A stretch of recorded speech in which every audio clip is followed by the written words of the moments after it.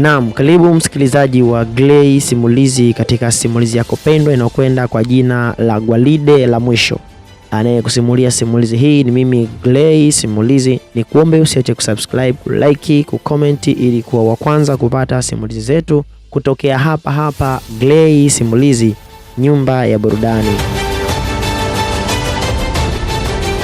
Ni asubuhi na mapema. Ilikuwa tulivu katika kijiji cha Mlimani Kaskazini. Ukungu mwepesi ulitanda juu ya mashamba ya mahindi, huku jogoo wakitangaza kuanza kwa siku mpya. Wanakijiji walikuwa wameanza kutoka majumbani mwao kuelekea mashambani, wengine sokoni na kwenye shughuli zao za kila siku. Lakini kila saa 12 kamili asubuhi, tukio moja lilijirudia bila kukosa. Kutoka kwenye nyumba ndogo ya matofali ya zamani iliyokuwa pembeni mwa kijiji hicho, mlango ulifunguliwa taratibu. Alitoka mzee mmoja mwenye mwili mwembamba, lakini ulionyesha kuwa aliwahi kuwa mwenye nguvu nyingi sana. Nywele zake zote zilikuwa zimejaa mvi. Macho yake yalikuwa yamechoka, lakini bado yalikuwa na ukali fulani usioelezeka. Alikuwa amevaa sare ya zamani ya jeshi. Sare hiyo ilikuwa imechanika, lakini ilikuwa imepigwa pasi kwa ustadi mkubwa. Viatu vyake vya kijeshi viling'aa kana kwamba vimetoka kambini siku hiyo hiyo. Kifuani alikuwa amebandika medali kadhaa zilizokuwa zimeanza kufifia kwa rangi kutoonekana. Jina lake lilikuwa Captain Case. Alisimama mbele ya nyumba yake, akaonyesha mgongo, akavuta pumzi ndefu. Halafu kwa sauti nzito iliyotikisa ukimya wa asubuhi alipaza amri, "Kikosi, simama wima!"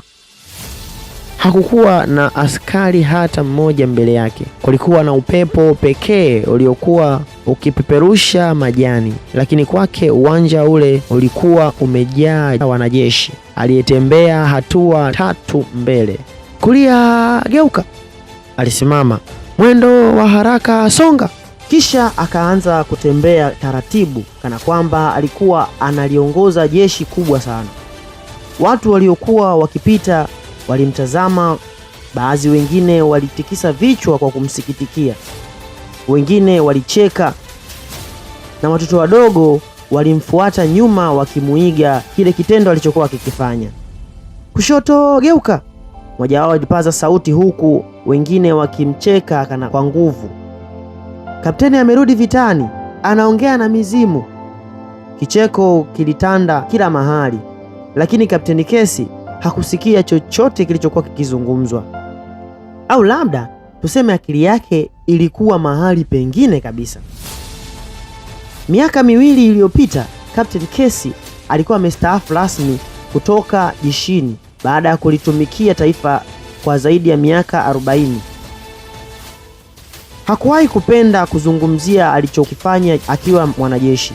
Alihifadhi medali zake ndani ya sanduku la mbao, lakini pia hakuwahi kujisifia kwa chochote. Hakuwahi hata kusema aliwahi kushiriki vita.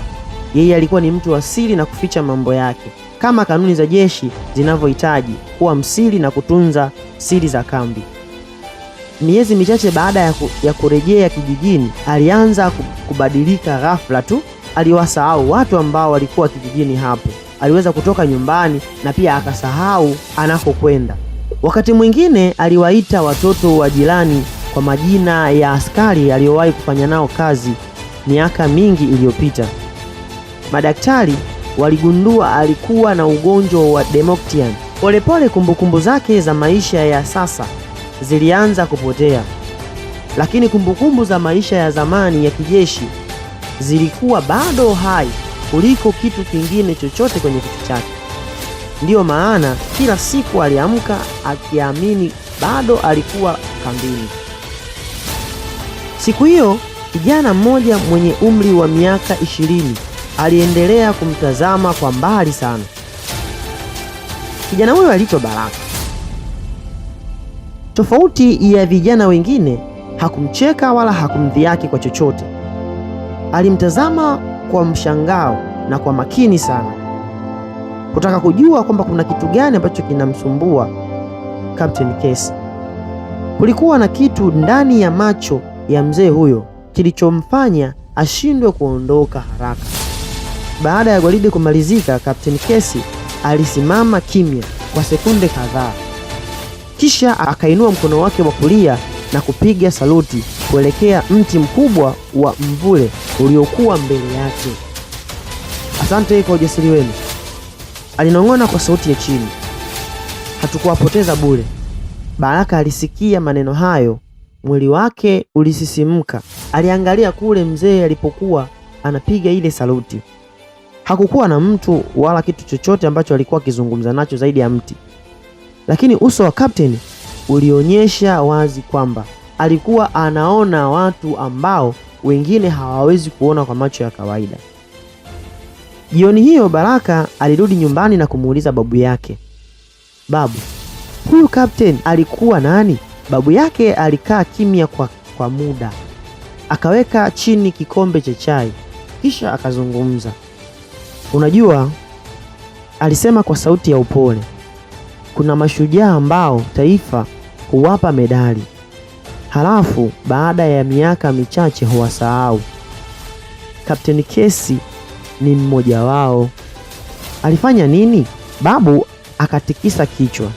Hakuna mtu anayejua chochote kuhusu Captain Casey, lakini kuna siku alirudi kijijini akiwa amejeruhiwa vibaya.